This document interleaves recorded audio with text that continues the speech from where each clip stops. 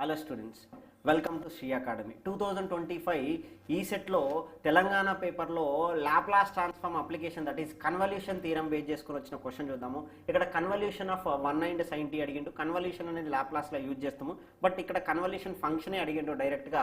ఎప్పుడైతే కన్వల్యూషన్ అనేది two functions between ఉంటుంది, convolution symbol is going to be this one, right? f of t into g of t convolution is nothing but integral 0 to t into f of x into g of t minus x dx. ఇక్కడ మనకు అడిగింది ఏంది? 1 convolution with sin t అని అడిగింది కాబట్టి integral 1 ఉంది కాబట్టి f of x అన్నప్పుడు 1 అనే రాసుకుంటాము.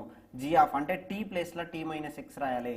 sin of t minus x dx, that is integration of sin x always is going to be cos x, that to minus cos x అంటే ఇక్కడ t minus x quotient ఏంటిది -1 తో divide చేయాలి.